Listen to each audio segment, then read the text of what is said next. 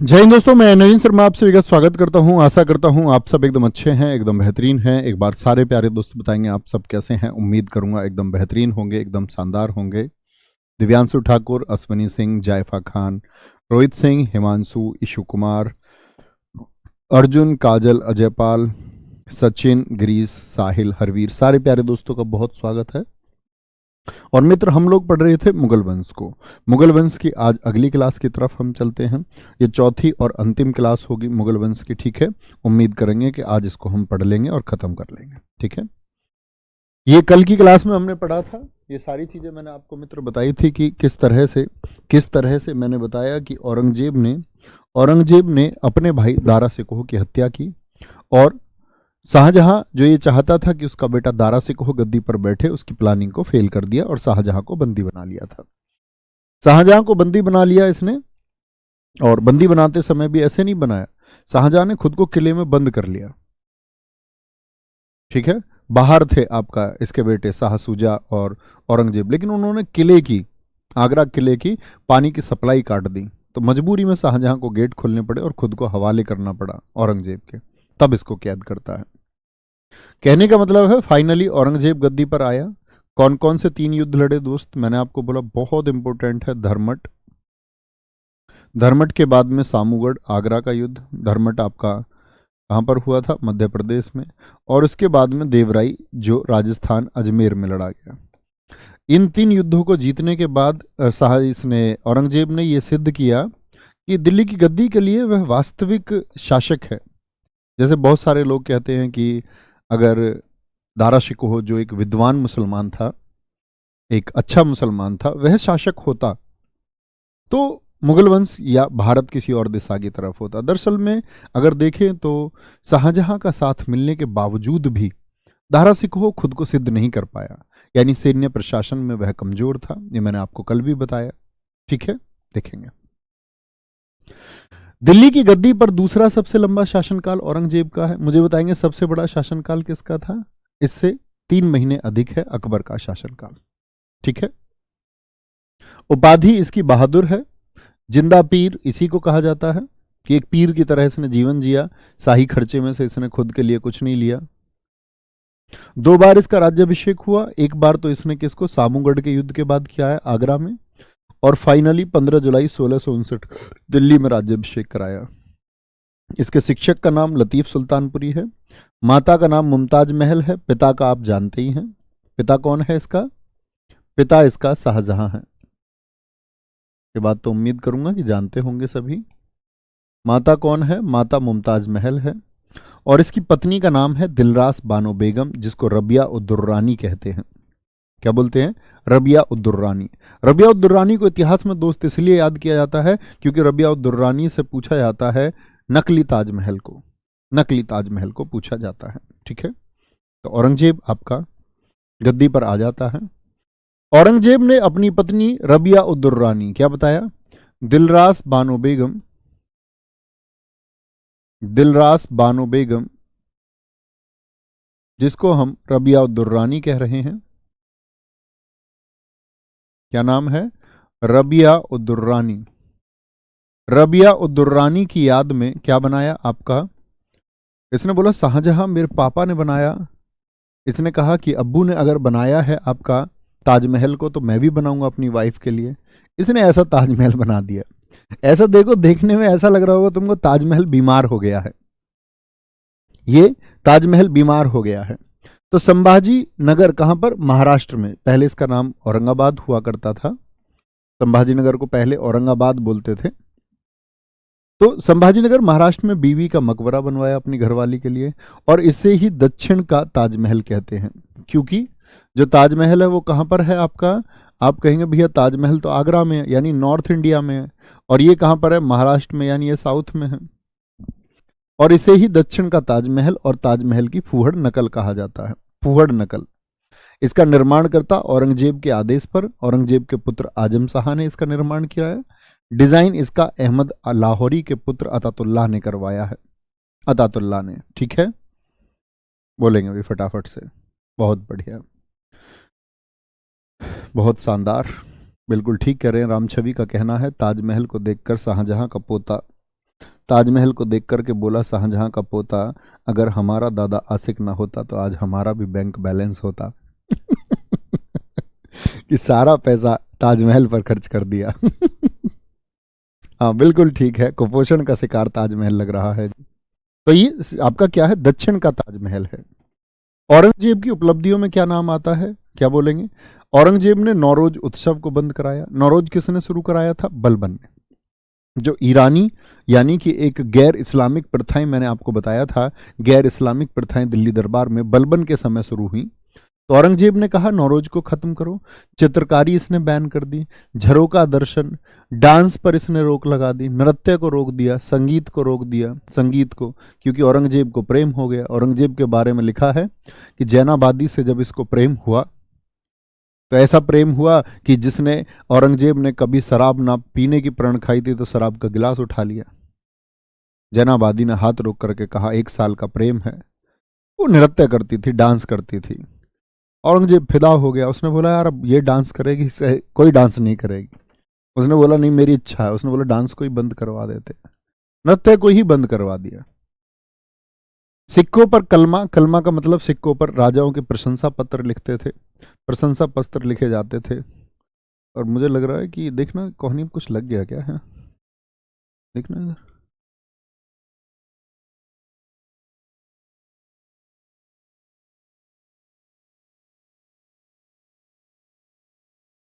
चलो रहने दो, कोई नहीं कोई नहीं कोई नहीं, छोड़ो, आगे आएंगे, कोई दिक्कत। तो क्या कर दिया इसने, सिक्कों पर कलमा और राजपूती टीका बंद कर दिया। ज्योतिष, सती, दास, नाचना, गाना सब बंद कर दिया इसने। सिखों के 9वें गुरु, सिखों के 9वें गुरु गुरु तेग बहादुर को इसने मृत्युदंड दिया। क्यों दिया मृत्युदंड? क्योंकि कश्मीर क्षेत्र में जब औरंगजेब ने धर्मांतरण कराया, जब कश्मीरी ब्राह्मणों का धर्मांतरण कराने का प्रयास किया गया तो कश्मीरी ब्राह्मण मदद लेने के लिए पहुंचे गुरु तेग बहादुर के पास में, जिनको हम हिंद की चादर कहते हैं, हिंद की चादर। तो गुरु तेग बहादुर जी ने एक स्टेटमेंट दे दिया कि जाकर के औरंगजेब से कह दो कि अगर तेग बहादुर का धर्म बदल जा सकता है तो हम लोग भी धर्म बदल लेंगे। तो यही स्टेटमेंट पास हुआ। तो बहुत प्रताड़ित किया गया गुरु तेग बहादुर जी को, बंदी बनाया गया। क्या हो गया? नहीं नहीं कोई नहीं, ठीक है। तो बंदी बनाया गया।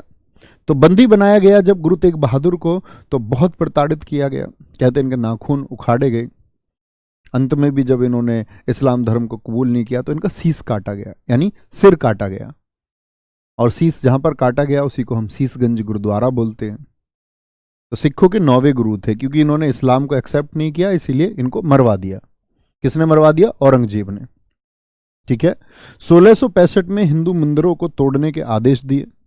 बहुत सारे लोग पक्ष रखते हैं औरंगजेब का, कहते हैं कि जी नहीं, औरंगजेब जो है, औरंगजेब के समय पर तो हिंदू मनसबदार थे, वो उसकी अपनी कूटनीति का हिस्सा थे।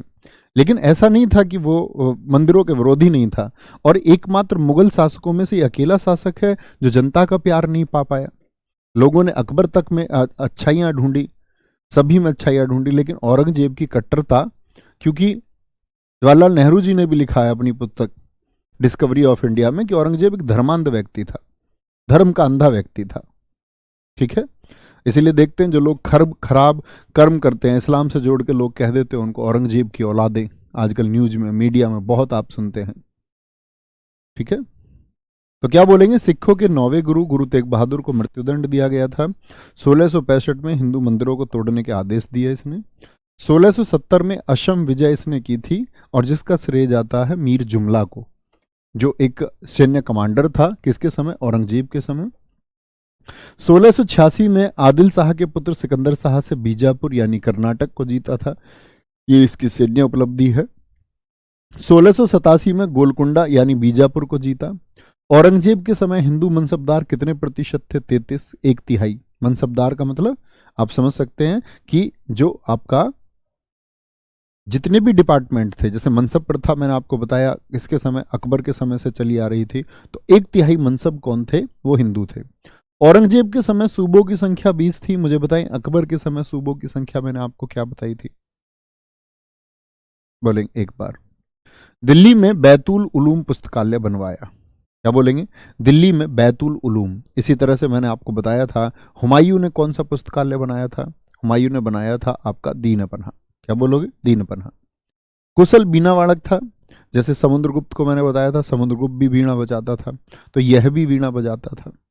तो ये औरंगजेब की कुछ आपकी क्या है उपलब्धियां हैं जो आपको परीक्षाओं में या लगातार लगातार सीखने को मिलती हैं।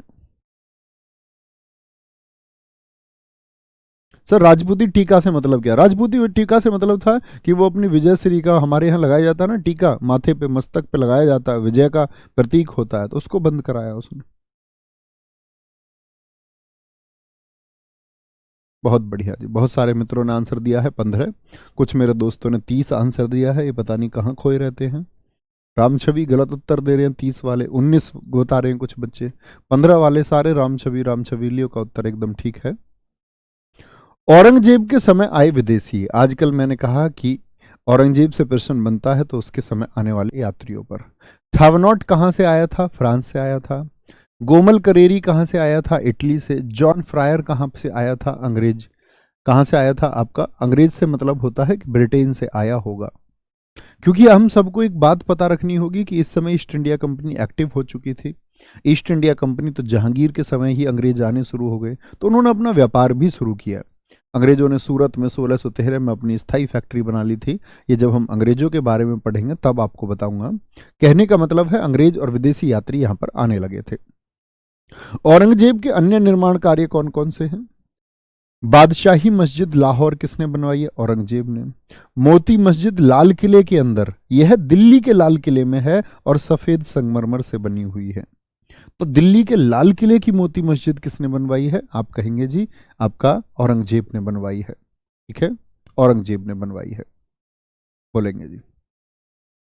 आदिल शाह कौन था भैया? आदिल शाह के बारे में बच्चे जब दक्षिण भारत हम पढ़ेंगे, जब बहमनी सल्तनत को हम पढ़ेंगे, तो उस समय पर उसके आसपास के परिवेश में हम जानेंगे कि क्या आदिल शाही थी, कब आदिल शाही की स्थापना हुई, सब कुछ पढ़ेंगे। ठीक है,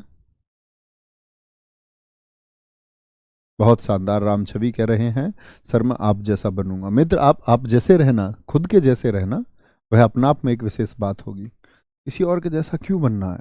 अपने आप को बेहतर करिए। हो सकता है मुझ में बहुत सारी खमियां और कामियां हो, बहुत सारी कमी हो सकती हैं, तो क्यों ही बनना है ऐसा? खुद को बेहतर करिए। बोलेंगे एक बार, कोई दिक्कत?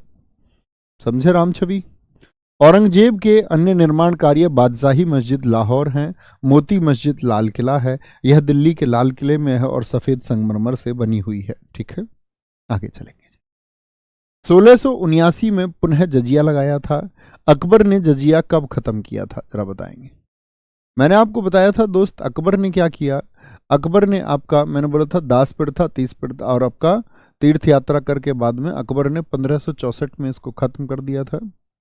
तो लगभग आपका अगर हम बात करें, क्या बोलोगे, लगभग आपका दोस्त कितने वर्षों के बाद में, 1664, 115 साल बाद फिर से औरंगजेब ने इसको लगा दिया। यानी बीच में जो शासक रहे, जहांगीर रहा या आपका शाहजहां रहा, उनके समय पर जजिया नहीं रहा।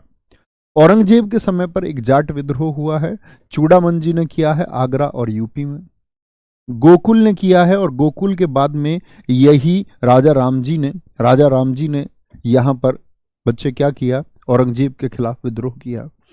किस क्षेत्र में थे? आगरा और यूपी के क्षेत्र में। दरअसल में बच्चे मुझे बताएंगे दरबार भी कहां पर था? आगरा में। तो भैया औरंगजेब तो बहुत बड़ी शक्ति है, उस समय पर ये कैसे विद्रोह कर सकते हैं? और इन्होंने वास्तविक विद्रोह किया। दरअसल में मुगलों की चौकी थी आगरा से धौलपुर का, जो ये मार्ग था, मुगल चौकी थी यहाँ पर, मुगल चौकी थी आगरा में, आगरा से धौलपुर रास्ते पर। यहाँ पर अंग्रेज लेते थे, अंग्रेज कह रहा हूँ सॉरी, मुगल लेते थे मालगुजारी। मालगुजारी मतलब माल को गुजारने के लिए एक कर, सामान भेज रहे हो, यात्रा कर रहे हो, तो धौलपुर से आगरा का उस समय पर ये भाड़ा लेते थे, 2 रुपए अतिरिक्त भाड़ा। कोई गाड़ी जाएगी तो पैसे देंगे। और अंग्रेजों ने वहां पर बिठा रखा था एक लाल बेग नामक व्यक्ति को। कौन बिठा रखा था? मालगुजारी के लिए बैठा रखा था लाल बेग को। ये नोट करने की आवश्यकता नहीं है, सिर्फ सुन लीजिए। लेकिन लाल बेग क्या करता था? वहां स्त्रियों के साथ दुराचार करता था। स्त्रियों को परेशान करता था, तो यहां पर मुहिम उठाई राजा राम ने। बहुत बड़ा नाम है। इन्होंने कहा इस लाल बेग से बदला लेंगे, और लाल बेग की हत्या इन्होंने अपने साथियों के साथ मिलकर की, तो लोगों में विश्वास बढ़ा। आपको पता होना चाहिए, आगर मथुरा के जो ये भूमि है, इसके आसपास यहाँ पर जाट बाहुल्य क्षेत्र है, जिनको हम जाट लैंड भी कहते हैं।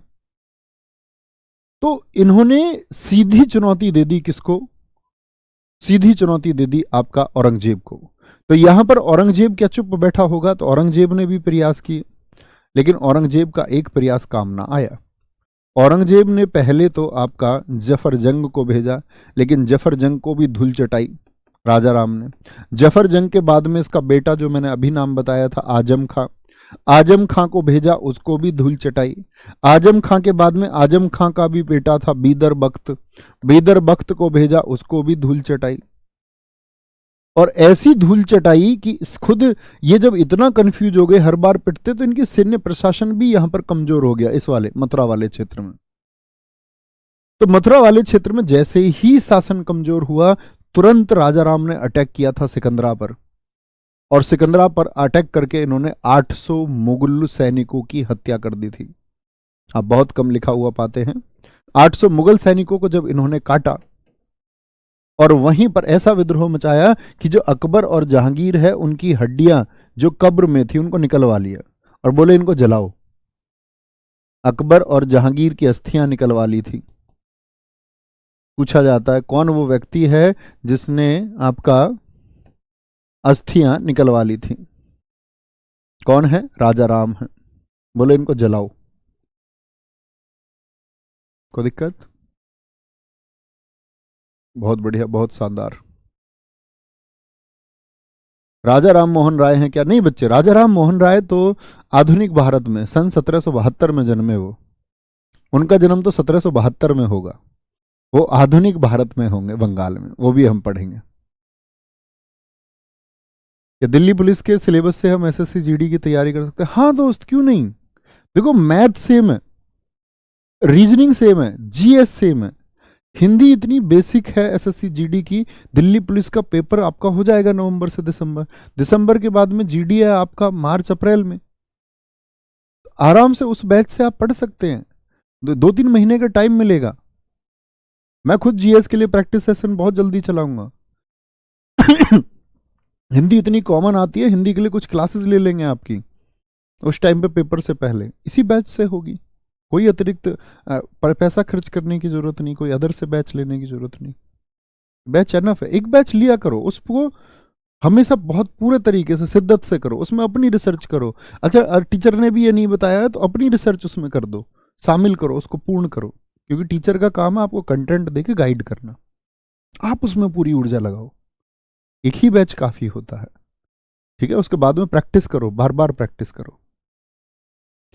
औरंगजेब की मौत हुई 1707 में, और जैसे ही औरंगजेब की मौत हुई तो मध्यकालीन भारत भी खत्म, यहीं पर इतिहासकारों ने माना है। मध्यकालीन भारत, कि मुगलों का जो परचम था, मुगलों का जो परचम था वो खत्म हुआ, वो लौ बुझ गई। औरंगजेब का मकबरा कहां पर है? ये आपका संभाजी नगर महाराष्ट्र में। कहां पर है? संभाजी नगर महाराष्ट्र में है। और फिर शुरू होता है हमारा मॉडर्न हिस्ट्री, आधुनिक भारत का इतिहास, ठीक है। बहुत बढ़िया, हम भी पूछना चाह रहे थे यही। हाँ देखो, नोट्स तो बना ही लोगे, अब आपके एग्जाम तक ये रहेगा, दिल्ली पुलिस का पेपर आपका हो जाएगा तब तो दिसंबर तक तो ये बैच रहेगा ही ना। तो अब नोट्स बना लो। अब तुम ये सोचो कि ये बैच रहा ही रहे, कोई भी बैच है वो पेपर तक रहेगा, तो नोट्स इसके बना लो पहले से अच्छे से, है ना, आगे आएंगे। अब तुम नोट्स अब नहीं बनाओगे, अगर दिसंबर तक नहीं बना पाओगे, और बोलो जी फिर फरवरी तक ही कैसे बना लोगे तुम। आगे, आधुनिक भारत का इतिहास। आधुनिक भारत के इतिहास में औरंगजेब के बाद में उसका बेटा बहादुर शाह प्रथम आया। इसका उपनाम है वृद्ध शासक, और 63 साल की उम्र में गद्दी पे बैठा, इसीलिए इसको बूढ़ा शासक बोलते हैं। शाह ए बेखबर इसको कहा जाता है, यानी इस समय पर मुगल सल्तनत का आपका पतन शुरू हो गया, और उसको कोई मतलब नहीं है कौन क्या करता है, क्या युद्ध है क्या नहीं है, ये आराम से मजे में है। बूढ़ा आदमी इसने सोचा कि अपनी जिंदगी ही पूरी कर लूं, वही काफी है। शाह आलम प्रथम, भैया औरंगजेब को किसी ने मारा क्या? नहीं, जब हम किसी के बारे में इतिहास में ये नहीं बात करते कि वह उसकी मौत किस प्रकार से हुई, इसका मतलब उसकी स्वाभाविक मौत हुई है, वह अपनी मौत मरा है। ठीक है, स्वाभाविक मौत यानी बिना किसी बीमारी के बुजुर्ग अवस्था में मौत हो जाना, तभी हम कारण। लेकिन किसी की हत्या होती है तो हम उसका कारण हमेशा जानते हैं कि इसकी हत्या किसी ने की है। अगर नहीं कभी इतिहास में आप पढ़ रहे हैं किसी शासक के बारे में कि उसकी मौत कैसे हुई है, तो इसका मतलब स्वाभाविक मौत मरा, अपनी मौत। ठीक है, शाह आलम प्रथम इसी को कहते हैं। इसका वास्तविक नाम मुअज्जम था, बहुत पूछा जाता है। वास्तविक नाम मुअज्जम था। सारे बच्चे वापस क्लास पे फोकस करेंगे, सब अलग बैचेस की बात करने लग गए, सब जीडी की बात करने लगे, इसलिए तो सिलेक्शन नहीं होता तुम्हारा। जहां पढ़ना होता है, जहां फोकस करना होता है, वहां फोकस करते नहीं हो, और इधर उधर की बातें कितनी भी करा लो है। इसी नटखट पन्नी की वजह से आपका सिलेक्शन देर में होता है। सोच लिया करो, तुमसे पीछे वो बच्चा बैठ रहा होगा, वो अपना सिलेक्शन किसी को नहीं देगा, वो उसी का है क्योंकि शांत पढ़ रहा है। सन 1707 में इसने उत्तराधिकार के युद्ध में, यानी इसके भाइयों ने संघर्ष किया गद्दी के लिए। तो जाजऊ का वॉर हुआ दिल्ली के पास में, इसने अपने भाई काम्बक्स को हराया। गुरु गोविंद सिंह जी की हेल्प ली इसने गद्दी पर बैठने के लिए। इसकी बीवी फिदवा इसकी प्रेमिका है, ये पुर्तगाली है। पुर्तगाली 1498 में आ गए थे ना, तो ये पुर्तगाली है, एक टीचर थी, पुर्तगाली टीचर 17 साल की। ये 63 का मत समझ लेना, ये 18 साल से मित्र है इसका। जब इसकी उम्र 18 थी तो ये दरबार से संबंध था, दरबार में आती थी बीवी फिदवा। इसकी उम्र 17 वर्ष थी, दोनों का प्रेम हुआ और पूरी जिंदगी बीवी फिदवा साथ रही है।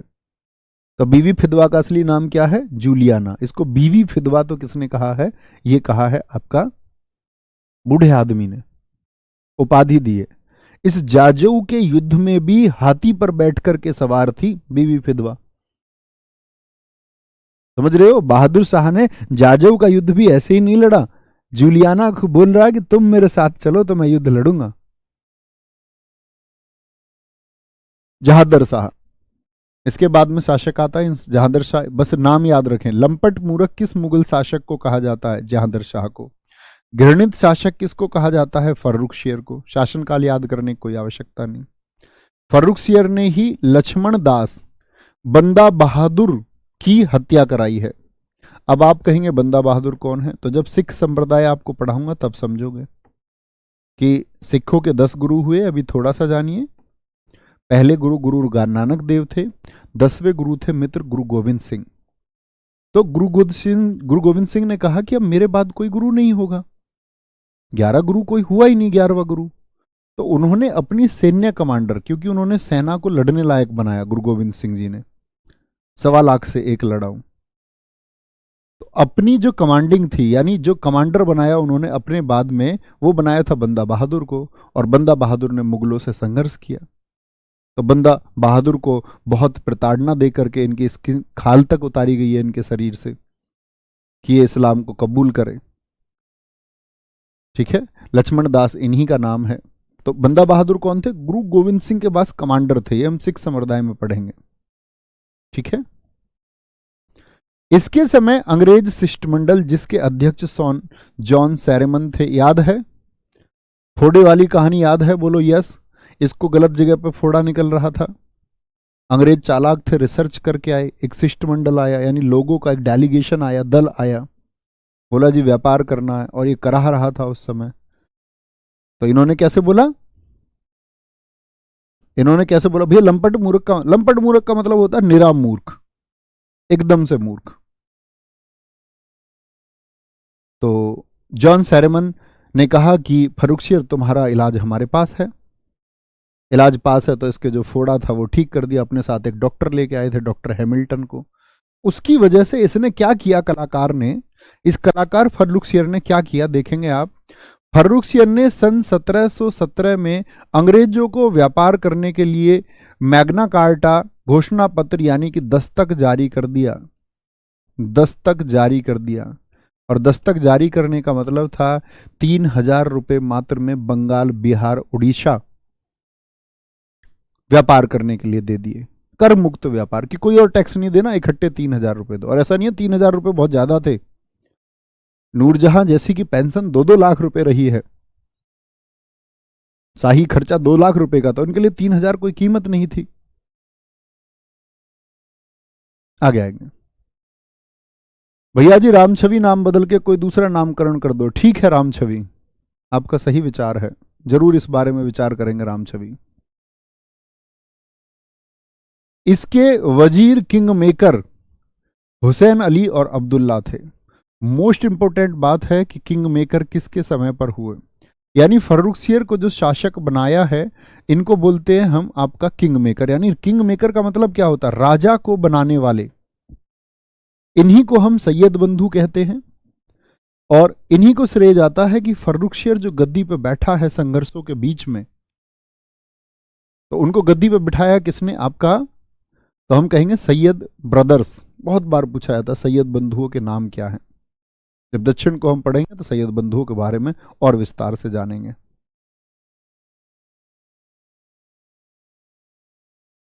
बोलेंगे भाई फटाफट से। अन्य विषय के डाउट ना पूछे बच्चे, जो मैंने बता दिया वो फाइनल है। पुरुलिया छऊ पश्चिम बंगाल बताया है तो पश्चिम बंगाल ही होगा, करेक्शन कर लें कहीं कुछ और है तो। सर जी छत्रपति महाराज शिवाजी जी के बारे में नहीं बताएंगे बच्चे, मराठा साम्राज्य पढ़ेंगे ना तो वहां पर पढ़ेंगे, है ना। हाँ, अब से जो उल्टी सीधी बात करेगा उसका नाम, उसके नाम के आगे पप्पू लगाएंगे।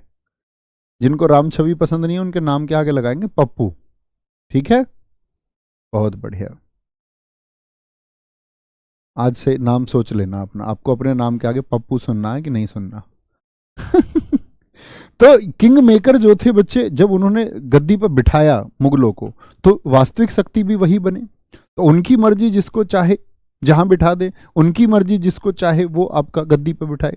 तो बहुत जल्दी जल्दी मुगल शासक बदले। देखो 1719, 1719, 1719 रफीउद्दर्जत को गद्दी पर बिठाया, रफीउद्दौलत को गद्दी पर बिठाया, नेफू क्या बोलोगे, नेफी स्वियार को गद्दी पर बिठाया। क्या याद करने, कुछ याद मत करो, सीधे ये शासनकाल याद रखो। मोहम्मद शाह रंगीला, मोहम्मद शाह रंगीला, रंगीला आदमी है ये। तो मोहम्मद शाह रंगीला इतने लंबे समय तक क्यों गद्दी पर रह गया भैया? इसको क्या सैयद बंदियों ने नहीं हराया? इसने उल्टा उनको मरवा दिया। इसने चिंकलिज खां, आसफ जहां और मराठों के साथ मिलकर के सैयद बंधुओं का खात्मा करा दिया। सैयद बंधुओं को ही मरवा दिया। उसको पता था कि ये गद्दी पर परेशान करते रहेंगे। चिंकलिज खां ये बच्चे आपका हैदराबाद का संस्थापक है, हैदराबाद का संस्थापक। हैदराबाद शहर इसी ने बसाया था। यही दोस्त था आपका मोहम्मद शाह रंगीला का। मोहम्मद शाह रंगीला बहुत डरपोक आदमी है। वो तो तुक्के से इतना लंबा शासन कर गया है, लेकिन अपने इस शासन काल में मोहम्मद शाह रंगीला भागता रहा, इधर से उधर, इधर से उधर भागता रहा। आगे आएंगे। सर मैंने पढ़ा है औरंगजेब ने दी है। बच्चे नहीं, मान्यता तो अंग्रेजों को व्यापार के लिए जहांगीर के समय से ही मिलनी शुरू हो गई, क्योंकि अंग्रेजों ने अपनी फैक्ट्री तो 1613 में स्थाई और अस्थाई फैक्ट्री 1611 में। ये मैं ईस्ट इंडिया कंपनी के बारे में पढ़ाऊंगा तो आपको समझाऊंगा। आगे, मोहम्मद शाह रंगीला के समय बने स्वतंत्र राज्य कौन कौन से हैं? एक हैदराबाद है, क्योंकि रंगीला बहुत कमजोर था, तो हैदराबाद, अवध, बंगाल, मथुरा, भरतपुर, यहां के राजाओं ने कहा कि हम तुम्हारे अधीन नहीं है। आसफ जहां ने हैदराबाद को, सादत खान ने अवध। ये इसके शासनकाल में शुरुआती समय में ही पता चल गया लोगों को कि ये कमजोर है। एमएस रंगीला, तो एमएस रंगीला के समय पर ये 4 बने हैं, 22 में, 23, 24, 26 में। मथुरा भरतपुर में बदन सिंह ने कहा कि हम दिल्ली सल्तनत के अधीन नहीं है, हम स्वतंत्र हैं। बंगाल में मुर्शिद कुली खान ने कह दिया कि मैं दिल्ली सल्तनत के अधीन नहीं हूं, मैं स्वतंत्र हूं। तो मोहम्मद शाह रंगीला ने भैया इनका विरोध नहीं किया होगा क्या? तो मोहम्मद शाह ने इनका विरोध इसलिए नहीं किया क्योंकि मोहम्मद शाह खुद एक कमजोर आदमी है। रोशन अख्तर इसी का नाम है। रोशन अख्तर एक कमजोर आदमी है, बहुत कमजोर आदमी है। इसके समय इसकी कमजोरी आप ऐसे देख सकते हैं। मैंने बोला ये 1700, कभी भी पूछूं तुमसे मैं तो आप कहेंगे 1719 से 48 रहेगा। तो इसी के समय पर बाजीराव प्रथम ने दिल्ली पर आक्रमण किया। बाजीराव प्रथम एक मराठा पेशवा हैं, और क्या ही बात करोगे तुम बाजीराव प्रथम की। हिंदुस्तान में छिपाए गए इतिहासों में से एक इतिहास बाजीराव प्रथम का भी है। हम लोग छत्रपति शिवाजी महाराज जी के बारे में पढ़ते हैं, सम्मान करते हैं, और सम्मान करना चाहिए, क्योंकि उन्होंने एक हिंदू राजवंश की स्थापना की। उन्होंने विदेशी आक्रमणकारियों के खिलाफ झंडा बुलंद किया। लेकिन फैक्ट यह भी है कि छत्रपति शिवाजी महाराज जी का जितना क्षेत्रफल था, उससे ज्यादा क्षेत्रफल मराठाओं का किसने पहुंचाया? बाजीराव प्रथम ने। 1720 से 40 बाजीराव प्रथम है। यह व्यक्ति, कहते हैं इतिहासकार, अपने 20 साल के जीवन में अपने सैनिकों के साथ शिविर में सोया है, अपनी सेना के साथ रोटियां खाई हैं। 20 साल तक अधिकतम समय शिविरों में। मोहम्मद शाह रंगीला ने कहा कि दक्षिण से एक आवाज उठी आती है, बाजीराव प्रथम, जरा इसको देख के आओ, ये कौन है, इसका चित्रण मुझको चाहिए, इसके चरित्र के बारे में मुझको बताओ। तो कहते हैं चित्रकार गए और चित्रकारों ने बाजीराव प्रथम की रैकी की। रैकी का मतलब जासूसी की, और उसके बारे में जानकारियां इकट्ठी की और मोहम्मद शाह रंगीला को देते हैं जानकारी, और चित्रण करके बताता है। तो चित्रण कुछ इस प्रकार था कि आपका बाजीराव प्रथम एक घोड़े पर, घोड़े की जो बच्चे रस्सी है उसको छोड़े हुए हैं, वो घोड़े के ऊपर पड़ी हुई है, और एक हाथ से बाली मसल रहे हैं, और एक हाथ से तलवार जो है वो बैलेंस बन के घोड़े के ऊपर रखी हुई है, और घोड़ा धीमी चाल में चल रहा है। इस प्रकार का चित्रण किया गया। कहते मोहम्मद शाह रंगीला इस प्रकार के चित्रण को देख के डरा कि यह व्यक्ति कौन है। तो लोगों ने बताया कि बहुत जल्दी दिल्ली भी आने वाले हैं, और दिल्ली आए तो जान बचानी मुश्किल हो जाएगी। तो जैसे ही मोहम्मद शाह रंगीला को पता चला था कि बाजीराव दिल्ली आए, तो मोहम्मद शाह रंगीला दिल्ली छोड़ के ही भाग गया था। तो आप कहेंगे फिर भैया दिल्ली पे कंट्रोल बाजीराव प्रथम ने क्यों नहीं कर लिया? क्योंकि बच्चे दिल्ली में कुछ बचा ही नहीं था इस समय। दिल्ली में इस समय बहुत कुछ नहीं बचा था, उससे ज्यादा मराठा उस समय समृद्ध थे। थोड़ा बहुत जो कुछ बचा हुआ है उसको 2 साल बाद आके नादिर शाह एकदम से साफ करके ले जाएगा दिल्ली से, सब कुछ लूट के ले जाता है। ठीक है। 1737 में बाजीराव प्रथम ने दिल्ली पर आक्रमण किया। बाजीराव मस्तानी पढ़ेंगे हम इन सब के बारे में मराठा में। 1739 में दिल्ली पर नादिर शाह, जिसको ईरान का नेपोलियन कहते हैं, भारत का नेपोलियन किसको कहते हैं? क्योंकि ये ईरान में युद्ध नहीं हारा, ने आक्रमण किया। इसी का वंशज है अहमद शाह अब्दाली, जो 1761 में आके युद्ध लड़ेगा मराठाओं से। कोहिनूर हीरा लूट के ले गया, तख्ते ताउस ले गया जो मयूर सिंहासन था, 70 करोड़ के जवाहरात ले गया लगभग। ठीक है, 70 करोड़ के जवाहरात ले गया। आगे आएंगे। अहमद शाह का शासनकाल 1748 से 54 है। आलमगीर द्वितीय, आलमगीर कौन था? औरंगजेब था। तो आलमगीर द्वितीय किसको कहा जाता है? अजीज उद्दीन को, बहुत पूछा जाता है। शाह आलम द्वितीय इंपोर्टेंट है, क्योंकि बच्चे मुगलों में तीसरा सबसे बड़ा शासनकाल किसका है? थर्ड लॉन्गेस्ट रीन पीरियड किसका है? क्योंकि मैंने बताया सबसे बड़ा शासनकाल अकबर कितने वर्षों तक मित्र? अकबर का शासनकाल कितने मित्र? 49 वर्ष। औरंगजेब का इससे भी 3 माह कम, यानी उसका लगभग 49 वर्ष 6 महीने है, और औरंग का 49 3 है, 3 महीने कम था। लेकिन इसका शासनकाल देखिए कितना, 46 वर्ष। यह बात अलग है कि सन 1803 में ही अंग्रेजों के हाथों की कठपुतली बन गया था। तो बहुत पूछा जाता है दोस्त कि जैसे 1764 का युद्ध हुआ, 1764 बक्सर इतिहास का एक चर्चित युद्ध है कि अंग्रेजी राज भारत में कायम हुआ इस युद्ध से, अंग्रेज भारत में सेटअप बना पाए इस युद्ध से। तो पूछते बक्सर वॉर जब हुआ, बक्सर युद्ध हुआ, तो मुगलों का शासक कौन था? पूछ लेता है। जब प्लासी का युद्ध हुआ 1757 में, अभी मैं आपको आगे बढ़ाऊंगा ये सारे युद्ध, जब अंग्रेज आएंगे तो मुगल सम्राट कौन था? तो आलमगीर द्वितीय था। इसलिए बहुत इंपॉर्टेंट है। बहुत बढ़िया, वेरी गुड, बहुत सही। सर ये इनकी रियल फोटो है क्या? ओम प्रकाश लप्पू पूछ रहे हैं। जी ओम प्रकाश लप्पू, ये इनकी ओरिजिनल फोटो है।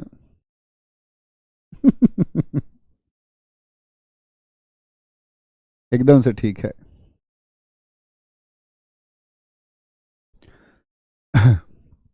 आगे आएंगे। एक राम छबीली कह रही है कि भारत का नेपोलियन वास्को डिगामा था। बहुत शानदार, बहुत खूब बेटा। ऐसे घर में भी शादी हो सकती है जहां पे 40-50 आदमी हो। कटोरी कम से कम 200-250 तो झूठी करेंगे। कटोरी मांजने में जिंदगी चली जाएगी। कटोरा और कटोरदान तो बहुत अलग की बात है। तवे परात अलग रहे, पतीली भगोने कुकर अलग रहे। तो नहीं पढ़ोगी तो बेटा बर्तन मांजने में रह जाओगी सिर्फ। और फिर इतने लोगों के कपड़े, धोती, लुंगी, कच्छा, बनियान, ना जाने क्या क्या। पढ़िए ध्यान से। अकबर द्वितीय रहा है 1806 से 1837। ये द्वितीय अंतिम मुगल बादशाह यानी लास्ट वाले से पहले है। यही अकबर द्वितीय रहेगा जो राजा राम मोहन राय के समय पर होगा। और राजा राम मोहन राय को राजा की उपाधि इसी ने दी। राजा राम मोहन राय को जो राजा कहा है, क्या बोलोगे? राजा राम मोहन राय को क्या कहा है? राजा का टाइटल किसी ने दिया। क्यों जी? राजा की उपाधि इसने इसलिए दी कि अंग्रेजों ने इससे कह दिया कि तेरी पेंशन नहीं देंगे तुझको। इसकी पेंशन देने से मना कर दिया। मुगलों को पेंशन देती थी ईस्ट इंडिया कंपनी, क्योंकि ये व्यापार में इनके सहायक थे, इनका भरोसा उनको रखना था। लेकिन इतने कमजोर हो गए, बोले चल भाई मुगल, अब तुम किसी काम के नहीं रहे। तो वो अंग्रेजी बोलता नहीं, अनपढ़ आदमी, तो इसने राजा राम मोहन राय को भेजा कि जाके भैया ब्रिटेन बात करो। ठीक है, जाके ब्रिटेन बात करो। हाँ बेटा, पढ़ना है, मेहनत करनी है। कह रही भैया मैं बर्तन नहीं मांजूंगी। बहुत शानदार। बर्तन मांजना बुरी बात नहीं है, हमारी माता जी ने मांजे हैं बर्तन। लेकिन आज की आधुनिकता में आपको अपने विकास पर भी ध्यान हो देना होगा। पहले कामयाब बनिए और काम भी बाद में करिए। काम प्राथमिकता नहीं होना चाहिए। बर्तन मांजना कोई प्राथमिकता नहीं होना चाहिए जीवन में। वो अच्छी बात हो सकती है, घर में ख्याल रखना अच्छी बात है, लेकिन आप 2000 रुपये में किसी को रख सकते हैं। किसी से किसी और का घर भी चलता है, लेकिन आपके पास उसके लिए पैसे होने चाहिए। आप किसी और के लिए सहायक बनेंगे, किसी और घर में, आपके घर में आपके लिए टाइम रहेगा। अपने बच्चे को पढ़ाओ उस टाइम में। बर्तन मांजती रहोगी, झाड़ू पोछा कर, वो काम किसी और से करा सकते हैं आप। आप अपने बच्चों को परवरिश कीजिए, उन बच्चों को संस्कार सिखाइए, बच्चों को पढ़ाइए, अपनी फैमिली को टाइम दीजिए। इसीलिए जरूरी है। ठीक है, आएंगे जी साहब। बहादुर शाह जफर द्वितीय अंतिम मुगल सम्राट है। दिल्ली पुलिस 2020 में भी, अभी SSC GD 2022 में भी पूछा गया। अंतिम मुगल बादशाह कौन था? बहादुर शाह जफर द्वितीय। कितने वर्षों का शासन है? 20 वर्षों का शासन है। 1857 की क्रांति जब हुई तो ये बूढ़ा आदमी था। 1857 की क्रांति में अंग्रेज एक्टिव हो गए, तो लोगों ने कहा यार अंग्रेज तो लूट के बाहर ले जा रहे हैं, इससे अच्छा मुगल ही है। इन्होंने हमको ताजमहल दे दिया देखने को, लाल किला दे दिया, वाओ कितना शानदार काम किया। तो लोगों ने बोला यार अंग्रेजों से लड़ने के लिए एक नेतृत्व तो चाहिए, तो नेतृत्व हमारे पास है तो सही दिल्ली में, इससे अच्छा इसी को लीडर बना लो। बेशक बूढ़ा है, बेशक अंतिम है तो राजा ही, सेना तो है ही थोड़ी बहुत। और ये ऐसा समय है जब ईस्ट इंडिया कंपनी ने मुगलों से कह दिया, ओए लाल किले से बाहर निकलो, बहुत दिन रह लिए इसमें लाल किले में, अब लाल किले में नहीं रहने दिया जाएगा। अब अपनी जगह कहीं और ढूंढो, किराए पराए पे देखो कुछ देखने का। लाल किला बोल दिया तुम्हारे बाप का घर नहीं है, ये ईस्ट इंडिया कंपनी की प्रॉपर्टी है। अब ये बेचारे तो अपना घर समझते थे लाल किले को, ये तो सोचते थे हमारे लोग यहीं रहेंगे। इनको थोड़ी पता था ऐसा कुछ आदेश कभी आ जाएगा।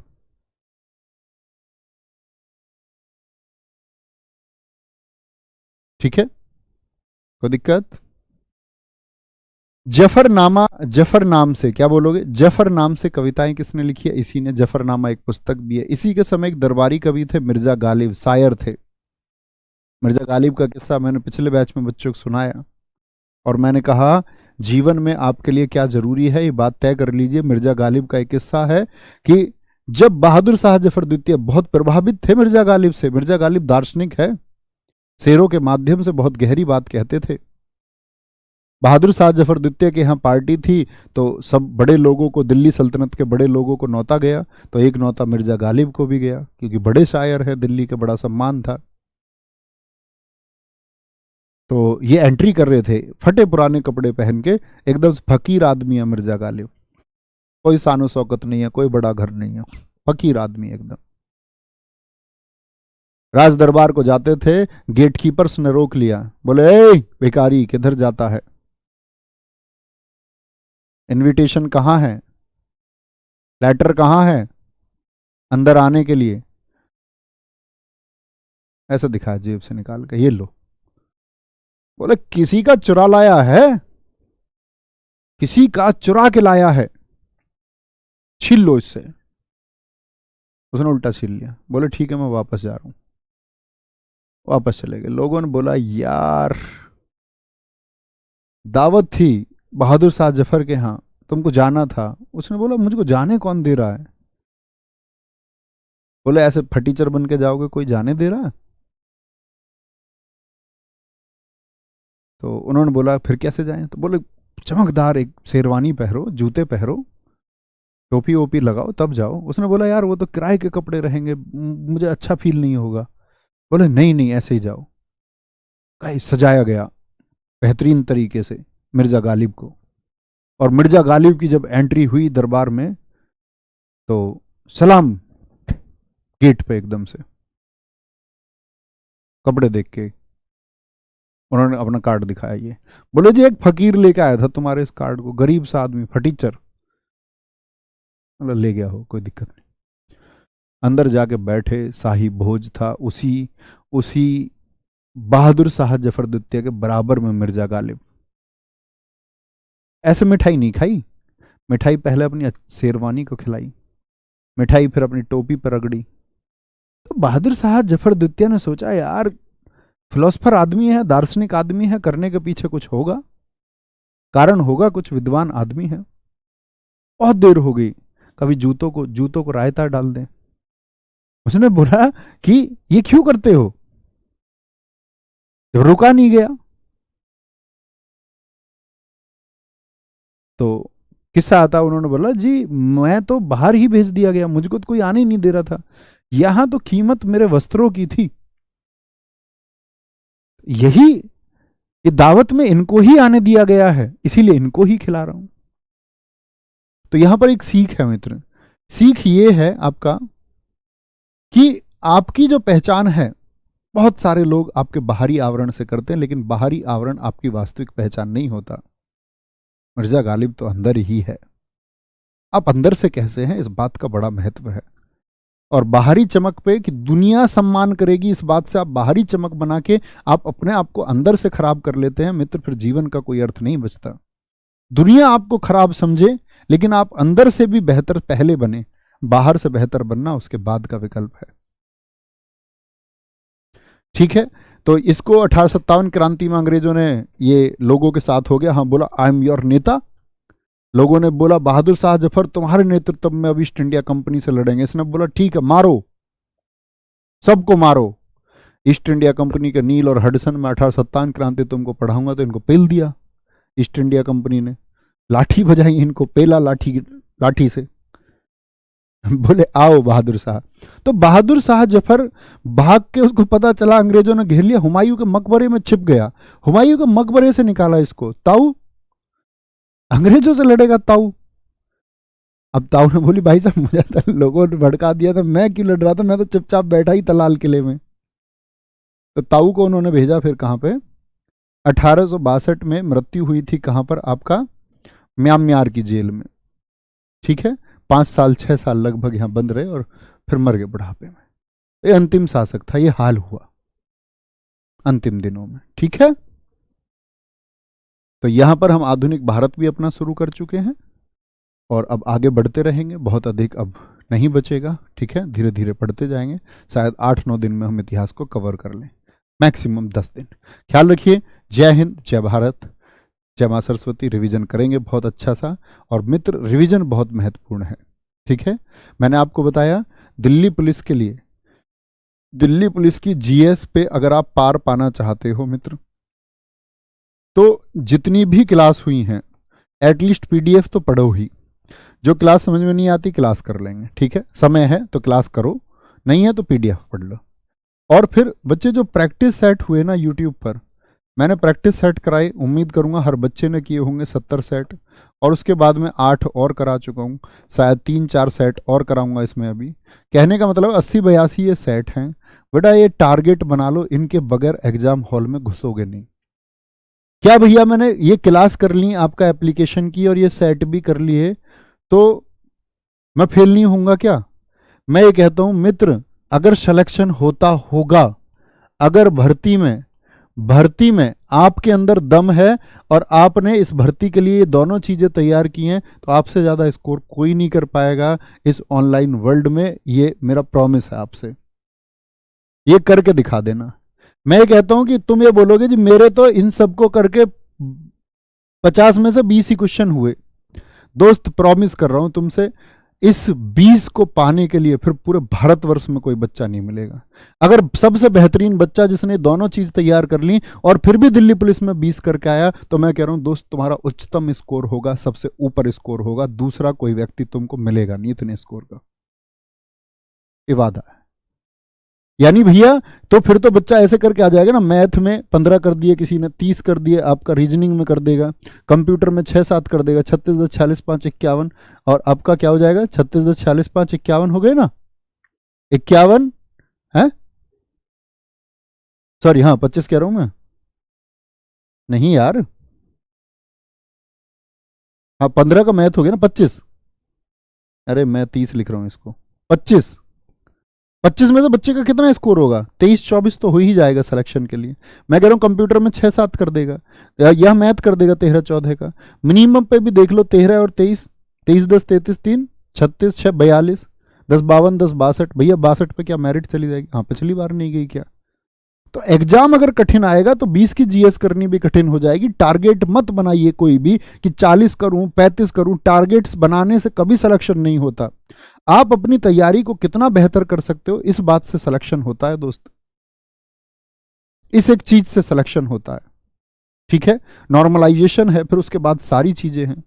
आप अपनी तैयारी को बेहतर बनाइए। अगर जीएस पूछने लायक पूछेगा तो बच्चा 40 भी करके आएगा, लेकिन अगर बेतरतीब ही प्रश्न पूछ लेगा तो 20 करना मुश्किल हो जाएगा। तब आप 20 करके आ जाना, और तुम करके आओगे, करने लायक आएगा तो 40 भी करके आओगे। मित्र ख्याल रखिए, बाय बाय, टेक केयर, जय हिंद, जय भारत, थैंक यू।